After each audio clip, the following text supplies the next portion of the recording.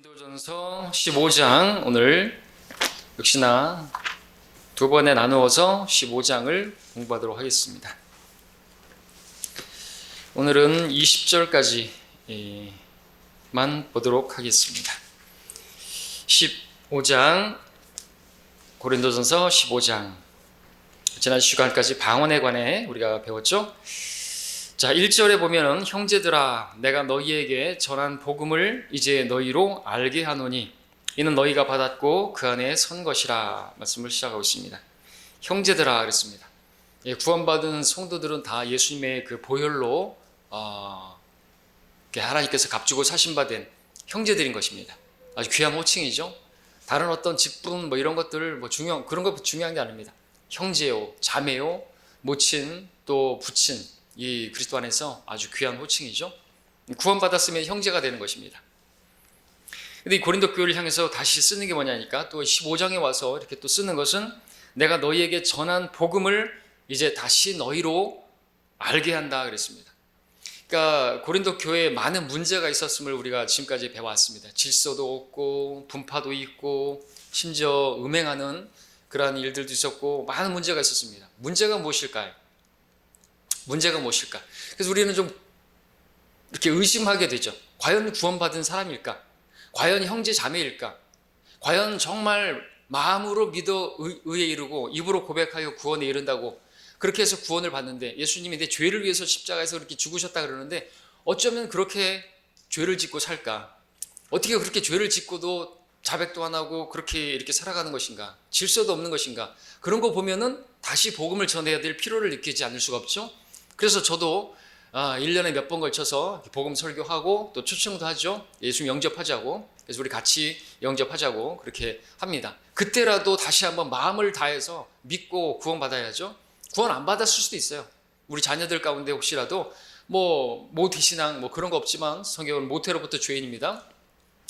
자, 그렇게 교회 다니다가 그냥 그렇게 자기 예수님을 개인적으로 영접하지 않고도 자기가 모태신앙은 다 구원받은 것인 양 알고 있다든지 그리고 머리로 믿어서 아니죠. 마음으로 믿어야 되는 것입니다.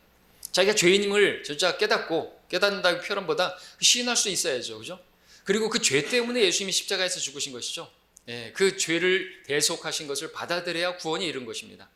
하늘나라 가는 거 쉬워요. 죄만 없으면 됩니다. 근데 우리가 죄가 없지가 않아요. 우리 모두가 죄인이에요. 의인은 없나니 없도다. 선을 행할 수는 있어요. 그러나 죄를 짓지는 않을 수가 없어요.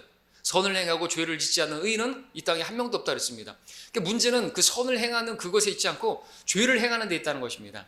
그래서 그 죄를 행한 내가 그 죄 문제를 해결하지 않으면 그 죄를 용서받지 않으면 그 죄를 제거하지 않으면 그 죄 때문에 지옥 가는 거예요. 아무리 테레사가 무슨 뭘 어떻게 하고 선행을 많이 하고 구제하고 했다 할지라도 그 선행으로 하늘나라 갈 수는 없는 것이에요. 사람은 죽으면 명복을 빈다 그러는데 많은 사람이 명복을 빌어주면 그 사람이 하늘나라 갑니까? 절대로 그렇잖아요. 그죠? 명복을 빈다는 것은 불교의 교리예요. 많은 사람들이 그 명복을 빌어주면 염라대 왕이 그 사람의 그러한 명복을 빌어주는 그 사람들에게 의해서 그 사람이 선한 사람이다 그래서 지옥에 안 보낸다. 그거란 말이죠. 근데 우리는 많은 사람들이 내가 죽어도 많은 사람들이 명복을 빌어주지 않아도 우리는 이미 복음을 통해서 구원받은 사람들이기 때문에 하늘나라 직행하는 것이 그렇죠? 우린 다른 사람들이 명복 빌어줄 필요 없고 카톨릭처럼 많은 사람들이 와가지고 또 무슨 사제가 와서 길게 기도해주고 기도할 필요 없어요. 제가 사촌 누님이 큰아버지 돌아가셨을 때 제가 목사하고 하니까 기도 좀 많이 해달라고 장례 예배를 드리고 하는데 복음만 전하는 거죠. 뭔 기도를 오래 해주고 뭔 기도를 많이 해줘요. 내가 기도 많이 해주면 그 로마 카톨릭처럼 그 연옥에 갔다가 그 큰아버지가 하늘나라로 옮겨집니까? 그게 어디서 나온 것이? 불교에서 나온 것이고 로마 카톨릭에서 나온 것인 거예요. 많은 사람들이 빌어주면 그 사람이 아니에요. 개개인이 자신의 죄 문제를 살아있을 때 해결해야죠. 한번 죽는 것은 사람들에게 정해진 것이고 그 뒤에는 심판이 있으니까 죽기 전에 버킷리스트 1위는 예수님께서 내 죄를 위해서 십자가에서 죽으셨다. 내 모든 죄값을 치르셨다. 내 모든 죄를 다 뒤집어 쓰시고 심판받으셨다. 라고 하는 이 복음을 받아들였어야만 하는 것입니다. 그러면 그 사람은 죄가 없어지는 거예요. 그럼 죄의 형벌을 받을 필요가 없죠. 왜? 예수님이 내 죄 때문에 형벌을 받으셨으니까. 내가 죄값을 치를 필요가 없어요. 왜? 예수님이 내 죄값을 다 지불하셨으니까. 다 이루었다. 테테레스테. 다 지불했다는 뜻이에요. 뭐 내가 또 죄값을 지불할 필요가 없어. 내가 죄의 형벌을 받을 필요가 없습니다. 우리는 예수님의 공로로 우리 하늘나라 가는 것이지 내 공로로 내 행위로 구원받는 게 아니죠. 믿음으로 구원받는 것입니다. 믿었더니 하나님께서 믿은 사람에게 은혜를 베푸셔서 그 은혜로 우리가 구원받는 것이죠. 은혜라는 것은 받을 만한 자격이 하나도 없는, 행함이 없어도 불경건한 자를 의롭다고 하시는 그분을 믿는 사람에게는 그의 믿음이 의로 여겨지느니라. 행함이 없어요. 나는 아무것도 행한 것이 있다고 하면 그건 삭시죠. 내가 일을 해가지고 뭘 받으면 그것은 내 삭시고 보수고 월급이지만 그것은 선물도 아니고 은혜도 아니고 그건 아무것도 아니에요. 그죠? 그러나 내가 예수를 믿었더니 그 믿음을 보시고 믿었느냐? 그럼 내가 너에게 은혜로 받을 만한 자격이 없는 넌데 내가 너를 은혜로 구원해 주겠다. 그래서 구원을 받은 것이죠. 그렇게 은혜를 받은 우리들인데 그 은혜를 어떤 사람들은 헛되이 만들어버리는 거죠. 그래서 죄를 짓는데 담대해요. 특별히 이제 구원파 같은 경우 그렇지 않습니까? 죄를 짓고 나서 죄를 지은 이후에 지은 죄들은 죄가 아니라고 이렇게 잘못된 거를 가르치니까 죄를 짓는데 구원받은 마카파라는 말식으로 그런 식으로 막 죄를 짓고 죄를 져도 난 지옥 안 가네, 하늘나라 가네. 그러면 그거는 아니죠. 그거. 이 고린도 교회가 구원파와 같은 그런 생각을 가지고 있는 이런 사람들이 있었던 것이죠. 구원받고 나서 어떻게 그렇게 그래서 뭐 죄를 져도 지옥에 안 가니까 그렇게 막 사는 것인가? 아니라는 것이죠. 은혜를 모르는 것이에요. 2절도 보시면 만일 너희가 내가 전한 복음을 굳게 잡고 헛되이 믿지 아니하였다면 복음을 통하여 너희도 구원을 받은 것이라 그랬습니다. 복음을 통하여 구원받는 것이다. 헛되이 믿지 아니하였다면, 그러니까 복음을 헛되이 믿은 사람들은 어떤 사람들이에요? 막 사는 사람들이죠. 하나님의 은혜를 헛되이 여기는 사람들이죠.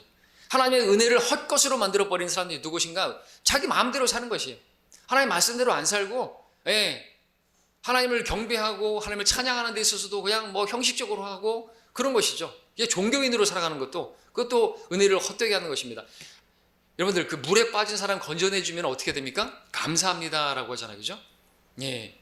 얼마면 되겠어 이런 말 하면 안 되고 마치 그걸 값으로 지불하고 자기가 그 구원받은 것에 대해 값을 지불하려고 하면 안 되는 것이고요. 감사함으로 정말 마음에서 우러나오는 감사로 그 은혜를 받았잖아요. 나 같은 자를 살려주신 그 은혜를 받은 사람이면 그러면 그게 어떻게 형식적으로 나올 수가 있겠습니까? 마음에서부터 우러나오는 감사로 감사드리고 하나님을 섬겨야 되겠죠. 그런 모습이 잘 안 보인다. 그러면은 다시 복음을 전할 필요가 있는 사람들이 있는 것입니다.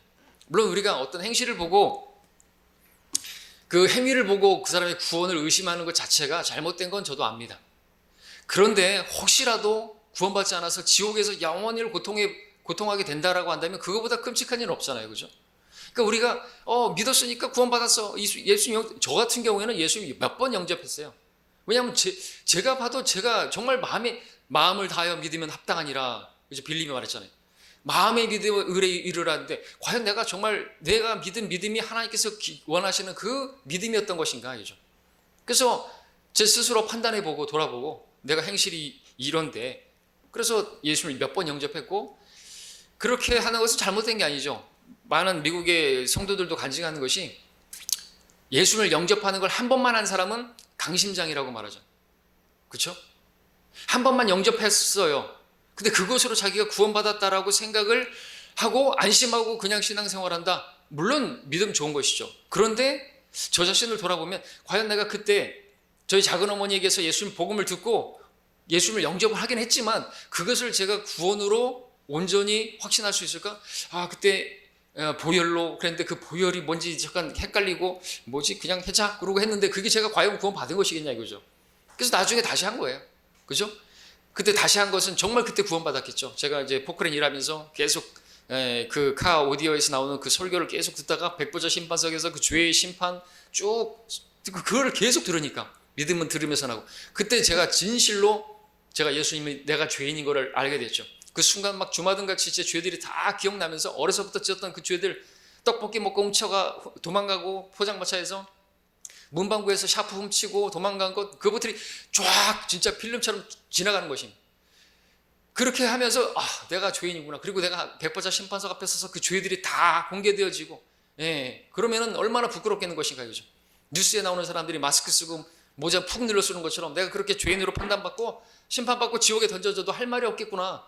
근데 내 그 모든 죄들을 예수님께서 다 내가 받아야 할 그 형벌을 다 받으시고 뒤집어 쓰시고 심판을 받으시고 그분이 지옥에 사흘날 사흘밤을 갔다 오셨다니 너무나 감사한 것이.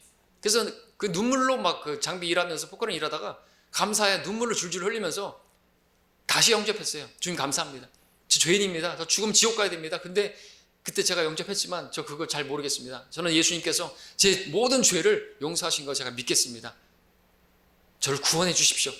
여러분들 죄인인 저에게 자비를 베풀어 주십시오. 이렇게만 해도 구원받는 것이에요. 받을 만한 자격이 없는 저인데 예수님께서 제 모든 죄값을 치르신 거, 제가 받아야 할 형벌을 대신 받으신 거 제가 믿습니다. 그래서 제가 심판받지 않게 되고 제가 형벌받지 않게 된 걸 감사드립니다. 예수님 제 구원자인 걸 제가 믿사오니 저의 구원자가 되어주십시오. 구원받은 것이에요. 이렇게 그 믿음을 보시는 거예요. 정말로 네가 죄인인 거 아니야 이거죠. 그 죄 때문에 네 죄를 대신해서 십자가에서 죽으신 걸 믿냐 이거죠. 그렇게 믿었어야 구원받은 것이에요. 교회 열심히 다니고 뭐 봉사하고 새벽기도 다니고 뭐 마태복음의 황금률을 지키고 뭐 마태복음 5, 6, 7장을 지키고 절대로 우리 못 지켜요. 그거. 무슨 우리가 행위로서 구원받을 수 있다고요? 아니죠. 그러면 마태복음 5, 6, 7장을 지킬 수 있어야 돼요.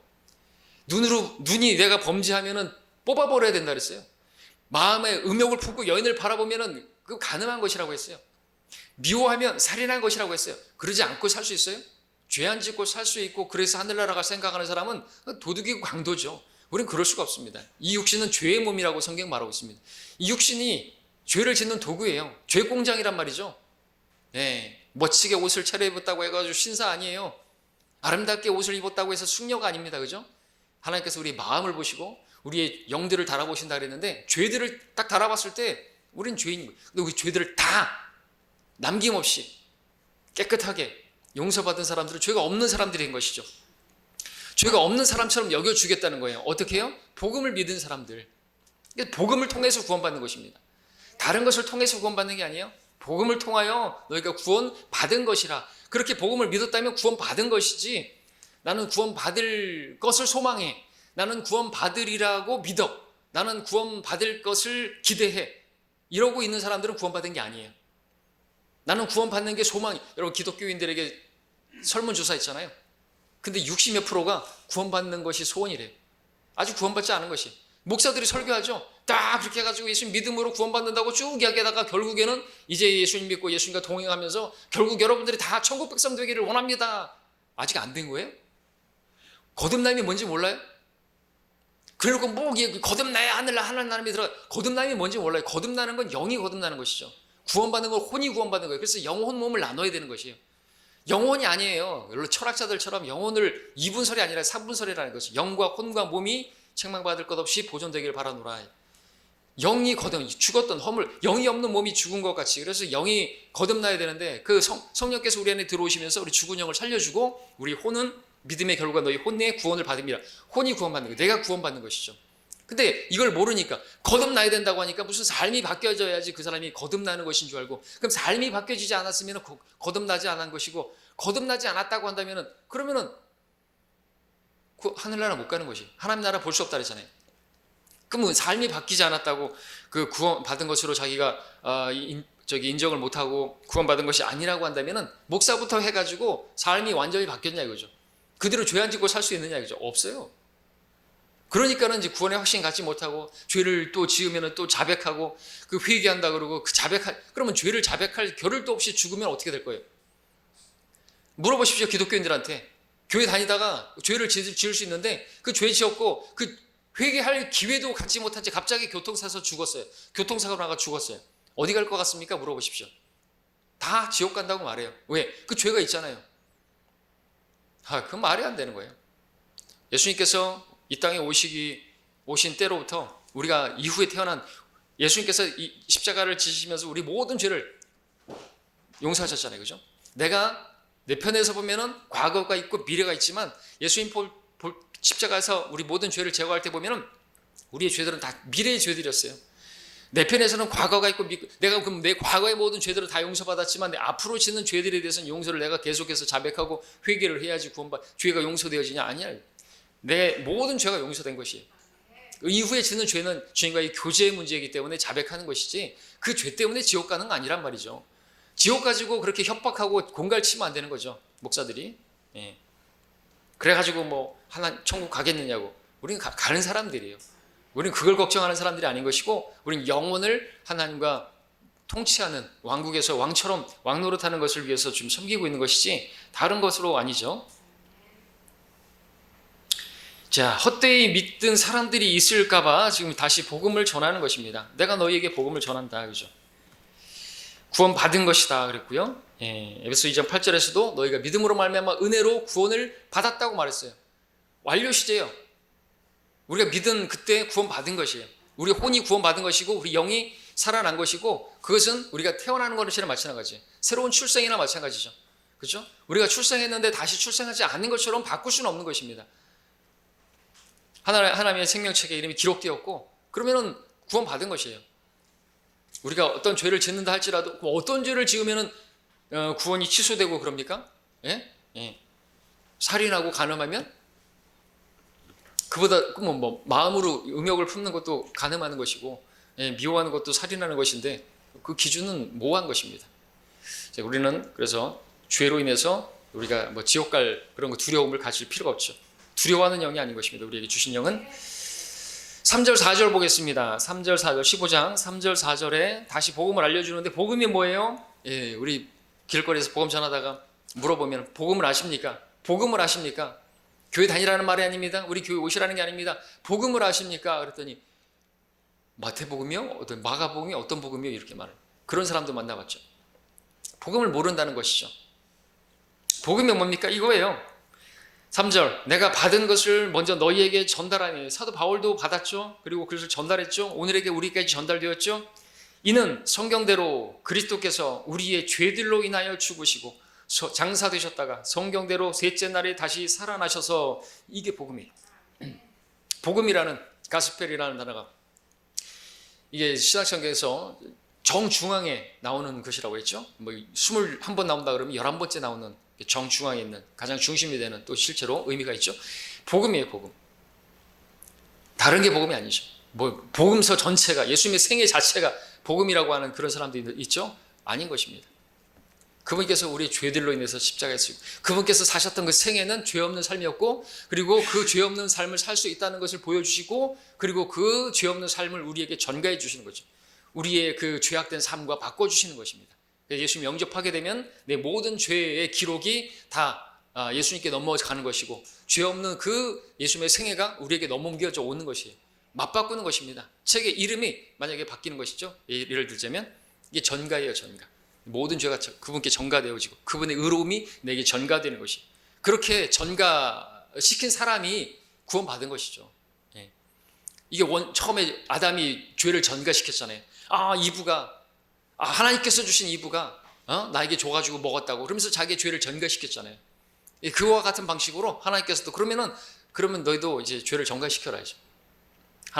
내 아들에게 전가시켜라, 그거거든요. 얼마나 쉽습니까? 얼마나 이 은혜입니까? 성경대로, 기록된 대로, 예언된 대로라는 것이죠. 그렇게 예수님께서 오셨고, 그분께서 그렇게 십자가에서 죽으시고 다시 3일 만에 부활하신 것은 그렇게 예언된 것이, 그 창세기에서부터, 예, 아벨이 드렸던 그 제사부터, 아담의 그 가죽옷에서부터 그 누군가가 죽었던 것이죠. 가죽옷, 죄의 싹은 사망인데 누군가가 죽은 것이에요. 아담을 대신해서 누군가가 죽었죠? 그 가죽옷은 누구의 가죽옷일까요? 그럼 아벨은 어떻게 그 양을, 첫 뱃새끼 그 양을 드렸을까요? 배운 것이죠. 믿음을 들으면서 받은 것을 전달받았죠. 예. 하나님께서 받으시는 것은 카인과 같은 자기가 열심히 농사지은 농산물을 드리는 게 아니에요. 지성이면 감천이라고 내가 열심히 해서 내가 행위로서 하나님 안 받으시는 거죠. 카인의 제사는 안 받으시는 거예요. 아벨은 그렇게 하나님께서 받으시는 그러한 경배를 드렸던 것이죠. 창세기 22장에서는 아브라함이 말했죠. 하나님께서 친히 자신을 번제로 자신을 드릴 것이라고, 오실 것을 말씀하셨죠. 이삭을 대신해서 누가 죽어요? 또 순양이 죽었죠. 대속입니다, 대속. 네. 그것이 그림자로 있었어요. 자, 그것을 보여주면서 이제 성경대로 그분께서 실제로 어린 양으로 오신 거예요. 그 제사, 율법의 제사를 통해서 그렇게 많은 그 양들이 죽어갔는데 아니다 이죠. 침례 요한을 통해서 선포하잖아요. 보라, 세상 죄를 제거하는 하나님의 어린 양이라. 개혁성경처럼 세상 죄를 지고 가는 게 아니에요. 제거하는 것이에요. 완전히 제거하는 것입니다. 구약의 짐승들처럼 그렇게 또 죄를 지을 때마다 또 그렇게 드려져야 하는 희생자가 아니고 한 번에 단번에 영원히 속죄를 이뤘다고 히브리서에서 말하고 있잖아요. 그럼 더 이상의 이제는 미사는 없는 거예요. 로마 카톨릭처럼 계속해서 매주마다 미사를 드리면서 이것이 예수님의 몸이요, 이것이 예수님의 피요, 그래서 받아 먹고 마셔야지 자기가 구원받을 줄 생각한다면, 영생을 얻을 줄 생각한다면 그 예수님의 그 희생제사를 모독하는 것이거든요. 한 번에 단번에 영원이에요. 근데 계속해서 미사를 드린다고 계속해서 그 예수님의 그 식인 제사를 지내는 것이에요. 그것은 모독하는 것이지. 그러니까 루터가 종교 개혁을 일으킨 것이죠. 오직 의인은 믿음으로 말미암아 산다. 그거 붙들고 개혁한 거 아닙니까? 구텐베르크 성경당에다 95개 반박문 딱 붙여버리고 이게 잘못됐고 이거 잘못됐고 나온 것이죠. 근데 지금 개신교가 뭐 하고 있어요? 세례부터 시작해가지고 지금 로마 카톨릭하고 다를 바가 없는 것들이 너무나 많은 것이에요. 크리스마스 지키고, 예? 여러 가지가 있지만 하여튼 예. 자, 계속해서 보겠습니다. 자, 그리고 여기 보면 이제 또 우리가 찾고 넘어가야 될 부분은 우리의 죄들로 인하여 죽으시고라는 3절의 말씀이죠. 우리의 죄들로 인하여 죽으시고 그랬습니다. 근데 우리는 개개인이 개별적으로 예수님을 개인의 구세주로 영접해야 되죠. 내 죄를 위해서 십자가에서 죽으신 거로 믿어야 되는 거죠. 무슨 사도행 신경 암송하듯이 그렇게 또 이렇게 다른 어떤 것처럼 우리의 죄를 사하시고 이렇게 하면 안 돼. 내가 개인적으로 우리라는 거기에 내가 빠질 수 있잖아요. 그렇죠?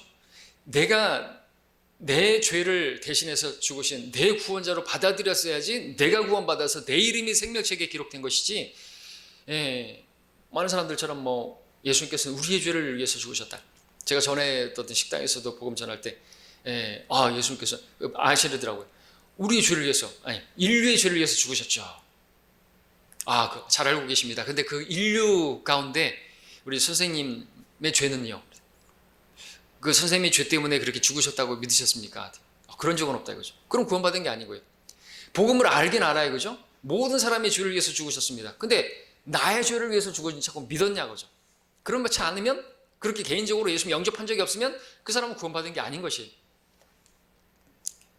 심지어 불신자들도, 믿지 않는 사람들도 복음을 알아요. 머리로는 안단 말이죠. 4대 성인 중에 한 분으로 이렇게 알고 그 소용없고, 근데 예수님의 그 죽으심이 우리 모든 사람의 죄 또는 우리의 죄를 위해서 죽으셨다까지만 알아도 그건 구원받은 게 아닌 것이죠. 예, 여기서는 우리의 죄라고 했지만 우리는 개인적으로 내 죄를 위해서 죽으셨다고 믿었어야, 그날이 있어야만 하는 것입니다. 자, 그 다음에 이제 우리가 볼 것은 5, 6절입니다. 게바에게 보이시고 그 후에 12사도에게 보이신 것이라. 그 후에 500명이 넘는 형제들에게 일시에 보이셨는데 그들 중 대부분은 지금도 살아있으나 더러는 잠들었느니라 그랬습니다. 그래서 독특한 표현은 게바에게 보이시고 라고 하고 12사도에게 보이시고 라는 이 부분이 있죠. 이렇게 구분해 놨을까요? 베드로에게 따로 그렇게 보이신 이유가 무엇일까요? 베드로는 제자에서 제외가 됐었기 때문에 그렇죠. 예수님을 3번 부인했기 때문에, 3번 부인했기 때문에 예수님께서 요한복음 21장에서 네가 사랑하느냐 나를 3번씩이나 물으시면서 그렇게 이제 제자됨을, 사도됨을 회복시켜 주셨죠. 우리 함께 한 구절 보고 넘어오겠습니다. 우리 마가복음 16장 7절을 보겠습니다. 마가복음 16장 7절에 보시면 바로 이 부분과 연결되는 표현이 나옵니다. 마가복음 16장 7절에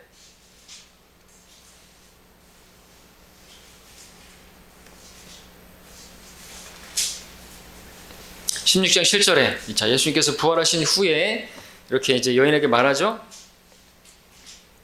그리고 너희는 가서 주의 제자들과 베드로에게 주께서 너희보다 먼저 갈릴리로 가시리니 주께서 너희에게 말씀하신 대로 그곳에서 너희가 주를 보리라 하고 말하라고 하니 그랬습니다. 그래서 베드로를 주의 제자들에서 제외해서 부르는 것을 보게 되는 거죠. 베드로는 제자로서의 자격을 상실했잖아요. 왜요? 예수님을 3번이나 부인했지 않습니까? 아니 그 주인을 부인했는데 무슨 제자겠어요? 그렇기 때문에 이렇게 표현한 것이고, 그래서 고린도전서 15장에서는 게바가 베드로지 않습니까? 그 베드로에게 먼저 보이실 필요가 있었었고 회복시켜 주신 다음에 그 다음에 그렇게 또 보여주셨다, 그렇게 말하고 있는 것입니다. 그래서 성경은 이렇게 정확하게 구분하고 있습니다. 자, 그 다음에 500명이 넘는 형제들에게 일시에 보이셨다라고 말씀하고 있죠. 법적인 증인의 수가 넘쳐나는 것입니다. 성경을 그래서 이제 보면 예수님의 부활을 믿지 않을 수가 없는 것입니다. 이렇게 증인이 많고 이렇게 증거가 확실한데도 믿지 않는다? 그러면은 뭐 무지하면 무지한 대로 내버려 둬야 되겠죠. 안 믿겠다 그러면 안 믿는 대로 내버려 둬야 되겠죠.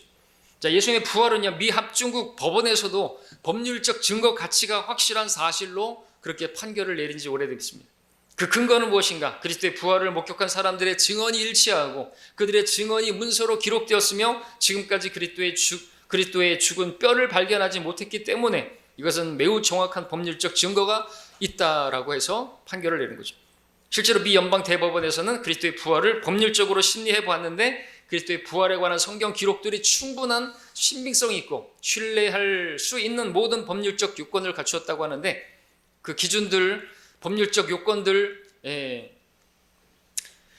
그 가운데는 이제 신약이라는 문서에 대한 서지학적 검증이나 문서 자체에 대한 내적 검증까지도 포함하고, 이러한 검증에 필요한 법률적 심의를 마친 미 대법원 측이 내린 결론은 성경에 기록된 사실들을 신뢰할 수 있는 모든 법적 요건을 갖추고 있는데 반하여 이에 반대되는 어떤 증거도 발견되지 않으므로 그리스도의 부활 사건은 사실로 판결한다고 그렇게 판례를 내렸어요.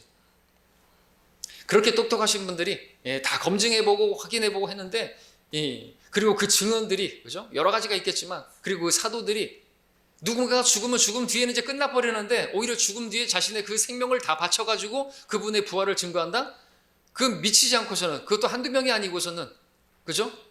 그리고 그 증인들이 그 증언이 일치하고 그 일치하는 그 기준이 법적으로 수치가 넘어버리는 것이에요. 그러니까 이거는 부활은 사실이 아니라고 말할 수가 없는 것이죠. 그러니까 이 예수님의 부활은 정말 우리 신앙에서 중요한 것입니다. 그렇죠? 근데 이 부활을 믿지 않는다 그러면 문제가 심각해지는데, 이 고린도 교회가 또 그런 사람들이 있었죠. 자, 다시 본문으로 오셔서 우리 고린도전서 15장 말씀에서 보아야 될 부분은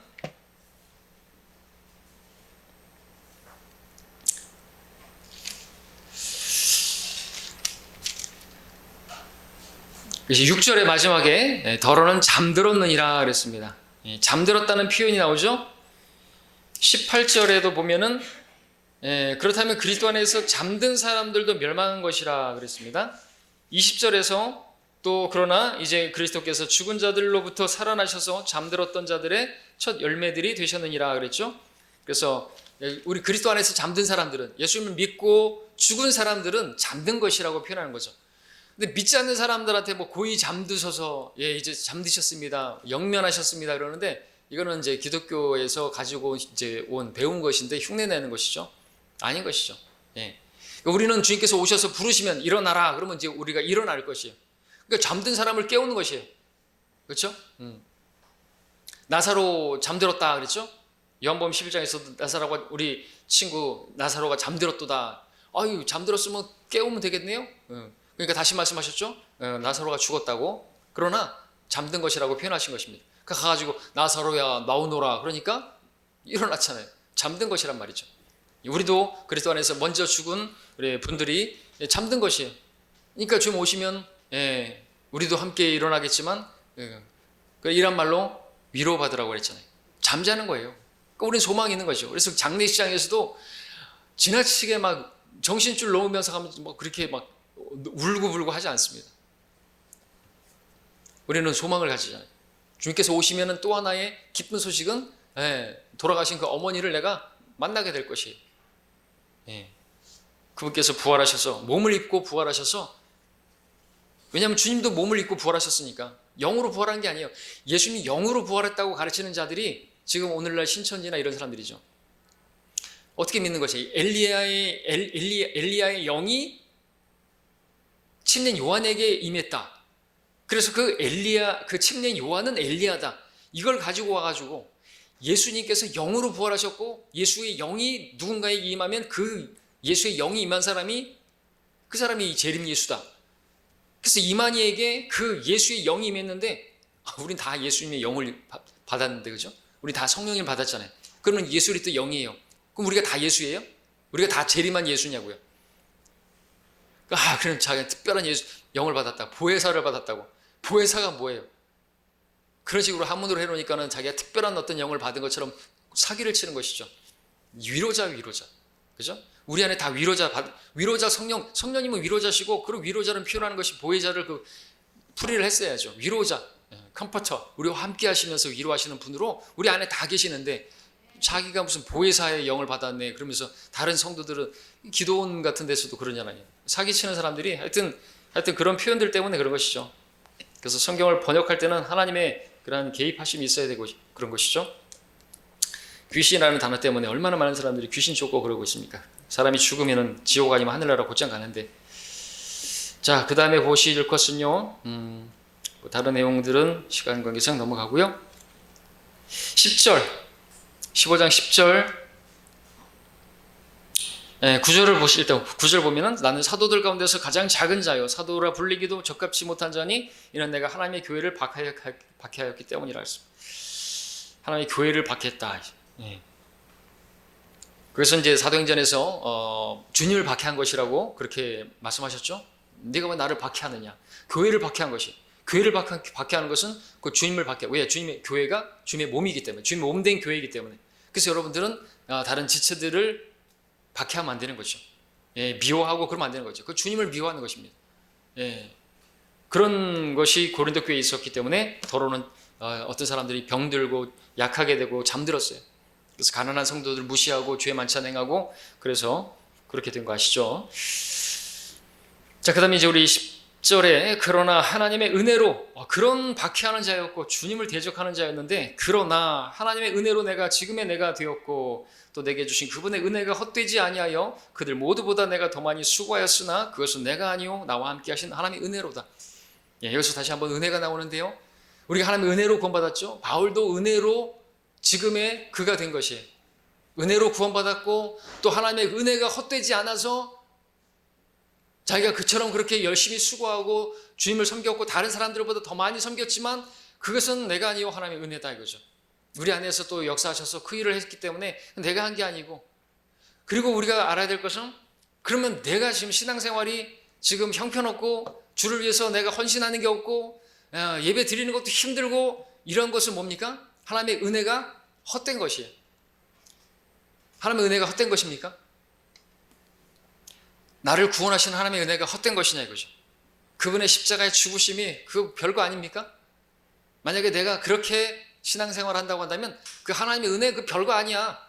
예수님의 죽으심 그 사랑이라는 거 그거 대단한 게 아니야. 그거 헛된 거야 라고 말하는 것이나 그렇게 광고하는 것이나 마찬가지라는 것이죠.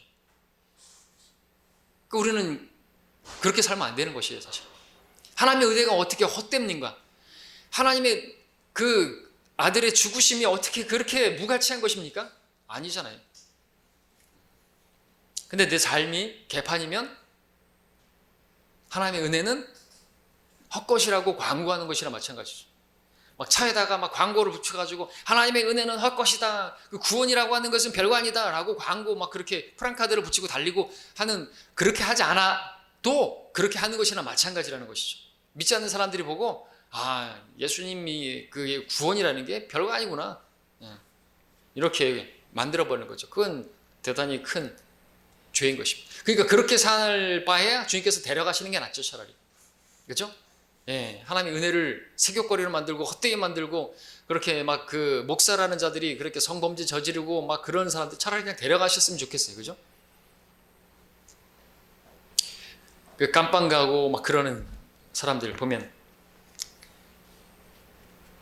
그래서 고린도 교회 사람들이 하나님께서 데려가신 거예요. 어떤 사람들은 심지어 그 아버지의 아내와 함께 뭐 동침하고 별짓을 다 했지 않습니까? 자, 그 다음에 이제 11절 12절에 그러므로 나나 그들이나 우리가 그렇게 전파하니 너희가 그렇게 믿었느니라. 이제 그리스도께서 죽은 자들로부터 살아나신 것이 전파되었는데도 어찌하여 너희 가운데 어떤 사람들은 죽은 자들의 부활이 없다고 말하느냐.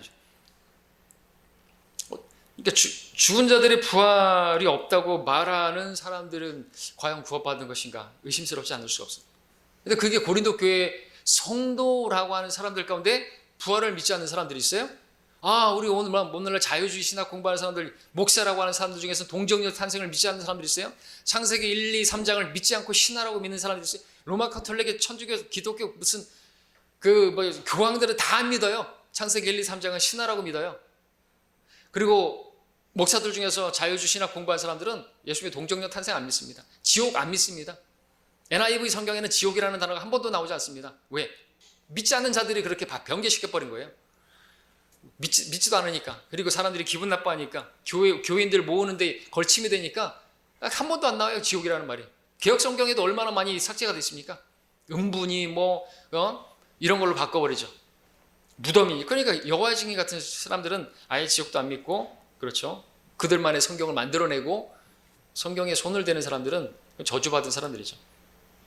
가장 큰 죄를 짓는 것이고요. 죽은 자의 부활이 없다고 한다면 문제가 심각해지잖아요. 어떻게 됩니까? 13절에 보시면은, 그래, 죽은 자들의 부활이 없다고 한다면 그리스도도 살아지 못하셨어요. 그러니까 그리스도께서 부활하시지도 못하는 거예요. 근데 부활하셨잖아요. 그런데도 죽은 자의 부활을 믿지 않는다고요? 그럼 안 되는 것이죠. 그럼 또 14절에도 문제가 생기죠. 만일 그리스도께서 살아나지 못하셨다고 한다면 우리가 전파하는 것도 헛것이요, 너희 믿음 또한 헛것이라. 우리가 전파하는 것도 헛것이고 우리 믿음이라는 것도 헛것이고 다 쓸데없는 것이에요. 뭐 하려고 교회 다니는 것이에요? 아무짝에도 쓸모없는 것입니다. 우리 헛짓거리 하는 거예요. 예수님의 부활하심이 없다고 한다면, 죽은 자의 부활이 없다고 한다면, 여러분들 봄에 되면 어떻습니까? 그 나무들이 다 죽은 것 같은데 거기서 다시 탁 피어나는 것을 보십시오. 그런 자연 계시를 통해서 하나님께서는 끝나는 게 아니다 이거죠. 다시 부활하는 것을 보여주는 것이죠. 이런 자연을 통해서 번데기라든지 이런 것들을 통해서도 보여주시죠. 15절도 보시면은, 뿐만 아니라 우리가 하나님의 거짓 증인들로 밝혀지리니 이는 우리가 하나님께서 그리스도를 살리셨다고 증거하였기 때문이라. 만일 죽은 자들이 정녕 살아나지 아니한다면 그분께서 그리스도를 살리지 아니하셨으리라. 거짓 증인으로 밝혀지는 것이죠. 또 문제는 17절에서 만일 그리스도께서 일으켜지지 못하셨다면 너희 믿음도 헛됐고 너희가 여전히 너희 죄들 가운데 있는 것이라. 문제가 심각해지는 거죠. 우리가 죄들 가운데 있는 것이에요. 우리가 죄들 가운데 있다는 것은 죽으면 지옥 간다는 거예요. 너희 죄들 가운데 죽어 지옥 가는 거예요. 너희들 내가 그인 걸 믿지 않으면 너희는 너희 죄들 가운데 죽으리라. 바리새인들에게 말씀하셨는데, 우리도 우리 죄들 가운데 죽으면 어떻게 돼요? 죽으면 끝이에요? 아니죠. 얼마나 편해요. 죽으면 끝이면. 여호와의 증인들처럼. 그러나 죄들 가운데 죽으면요, 이제 그 죄에 대한 심판을 받아야 되는 거죠. 형벌의 장소가 있는 것이에요. 지옥이 있는 것입니다. 불타는 곳이에요. 영원한 곳입니다. 소금이 튀는 곳이고, 재물이 소금에 튀겨지듯이, 여러분들 우리 삼겹살 소금 구이하면 막 튀겨지잖아요. 그것처럼 튀겨지는 곳이 지옥이란 말이죠. 용암이 막 터져오는데 그 지옥의 불길이 터져오는 것이죠. 그 과학자들이 뭘 핵이니 무슨 이렇게 말한다 할지라도 그건 거짓되이 일컬어지는 과학의 반론이라고 우리 킹잼성에서 말하고 있죠.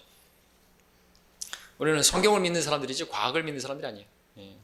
과학이 성경을 보고 비과학적이라고 말하면, 우리는 성경을 가지고 과학을 보고 비성경적이라고 말하면 되는 것이.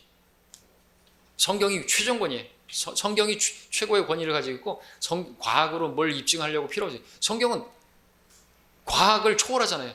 그죠? 기적이 있잖아요. 기적을 어떻게 과학으로 설명할 거예요? 그럼 안 믿을 거예요? 처녀가 아이를 낳았다는, 남자 없이 아이를 낳았다 이거죠. 그부터 시작해서 안 믿을 거예요? 그럼 안 믿으려면 어쩔 수 없죠.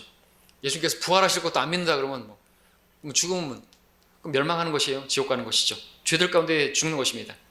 또 18절에서 그렇다면 그리스도 안에서 잠든 자들도 멸망한 것이라 이거죠. 문제가 심각해지죠.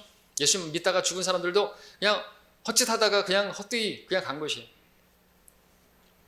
19절에서는 만일 그리스도 안에서 우리가 바라는 것이 오직 이 생뿐이라면 우리는 모든 사람 가운데서 가장 비참한 사람이라고 했습니다. 모든 사람 가운데서 가장 비참한, 사도 바울 그렇고요. 저도 마찬가지잖아요. 만약에 이세뿐이라고 한다면 제가 여러분들 가운데서도 제 가장 비참한 사람이겠죠. 아직까지 월세 살고 뭐 퇴직금도 보장도 없고 그런 것도 바라지도 않지만 저는 먹고 살기 위해서 사역하는 게 아니잖아요. 그렇죠? 아무것도 보장된 게 없어요. 제가 가장 비참한 것이죠. 여러분은 그래도 뭐 노후 대책이라도 있고 뭐 그런 거 있잖아요. 저는 없어요, 그런 거. 주님만 믿고 좀 오실 것을 바라고 지금 사역하는 것이죠. 그런 거 없단 말이죠. 믿음으로 하는 것이죠. 근데 제가 바라는 게 이생뿐이라고 한다면 저는 이생 이후에 없다고 한다면 저는 당장 사역 그만둬요. 그렇죠? 여러분들도 이 자리에 앉아있으면 안 돼요. 오늘 같은 좋은 날 나가가지고 산이고 들이고 놀러 가셔야죠. 그죠? 가족들과 함께 행복하게 깔깔대고 웃으면서 뭐 맛집 돌아다니시고 그렇게 하셔야죠. 맛있는 거 먹고 맛있는 거 멋진 거 보고. 근데 그게 다예요? 그래 살아봐야 뭐 만족 있어요? 우리 육신의 즐거움을 내 눈이 보는 것을 즐기고 그래봐야 헛것이에요, 사실은. 우리가 이 땅에서 이 그림자와 같은 것이죠. 실체는 아직 오지 않았어요. 이 땅에서의 날들은 그림자의 날들과 그림자의 날들, 우리가 이 땅에서 어떻게 한 것에 따라서 우리가 실제로 영원에서 사는 것이 우리 실제입니다. 이 땅에서 고난을 받는 것은 받게 될 영광이 비할 바가 못 되는 것이에요. 영광스러운 몸으로 부활되고요. 우리는 영광스럽게 통치할 그때를 바라보고 사는 것이지 우리는 팥죽 한 그릇을 위해서 사는 게 아니에요. 이 배를 위해서 사는 게 아니란 말이죠. 내가 배가 신이 아니에요. 먹고 싶어, 뭘 먹고 싶어 그럼 먹여주고 종로로 사는 게 아니란 거죠. 주님을 섬기는 사람들이죠. 20절 마지막으로 그러나 이제 그리스도께서 죽은 자들로부터 살아나셔서 잠들었던 자들의 첫 열매들이 되셨느니라. 그러나라는 말씀이 있음으로 인해서 감사드리시기 바랍니다. 그러나 그리스도께서 죽은 자들로부터 살아나셨습니다. 잠들었던 자들의 첫 열매들이 되셨습니다. 자, 여기 잠들었던 자들, 우리 잠들었습니다. 다시 말씀드리지만 그러나 다시 일어날 것이기 때문에 잠든 것이에요. 그리고 잠들었던 자들의 첫 열매들이 되셨다 그랬는데 여기서 첫 열매들이라는 표현을 우리가 짚고 넘어가야 될 부분이 있는데 뭐 개혁성경, 개혁 개정판, 심지어 흠정적 성경까지도 다 첫 열매라고 해서 단수로 표현하고 있죠. 잘못된 것입니다. 예수님께서 첫 열매라고, 이게 예수님께서 죽은 자들 가운데 첫 번째로 난 그러니까 예수님은 혼자 예수님을 말하고 있으니까 첫 열매라고 그렇게 말을 하고 있는지 모르겠지만 원어에서도 그렇고 영어 킹제임 성경에서도 그렇고 first fruits, 아주 복수예요, 복수. 왜 그럼 복수를 썼는 것인가? 예수님께서 잠들었던 자들의 첫 열매가 되셨다고 하면 우리가 이해하기가 쉬울 것 같은데 왜 첫 열매들이라고 했는 것인가? 예, 그것은 예수님께서 부활하실 때 혼자 부활하신 것이 아니기 때문에 그렇죠. 복음서 보셨죠? 예, 그 가운데서 많은 사람들이 부활한 거예요, 실제로. 그리고 그 예루살렘으로 들어갔어요. 그래서 그 구약 성도들 중에서 어떤 사람들이, 많은 성도들이 부활을 한 거예요. 실제로 몸을 입고 무덤이 열리고 부활한 것입니다. 그래서 그들이 함께 부활했기 때문에 그것이 뭐예요? 구약에 이렇게 절기로 본다면 첫 열매들이 있잖아요. 세 번에 나누는데 첫 열매들이 있어요. 열매들이라고 항상 표현해요. 그 다음에 본격적인 추수가 있어요. 그 다음에 이삭줍기가 있어요. 이렇게 추수가 세 번으로 나눠지잖아요. 그죠? 그래서 첫 번째 첫 열매들이 있고 그 다음에 추수는 이제 구약 성도들의 그 부활이었고 신약 성도들의 부활이 우리고, 그죠? 추수, 본격적인 추수. 그 다음에 이제 환란 성도들의 부활은 이제 이삭줍기로 이렇게 세 번으로 나눠지는 것이에요. 그렇기 때문에 여기서 첫 열매라고 단수로 누군가가 그렇게 고쳐버리면 안 돼요. 개혁 성경이든 뭐 흠정역, 정동수처럼 바꿔버리면 안 된단 말이죠. 이런 향상된 계시를 가려버리는 것이기 때문에 그렇죠. 예, 첫 열매들이라고 킹제임 성경이 되어 있으면 직역을 해야죠. 그래서 흠정역은 그냥 킹제임 성경을 직역한 게 아닌 것입니다. 예. 자, 오늘 여기까지 공부하고요. 다음 시간에 21절부터 계속해서 공부하겠습니다.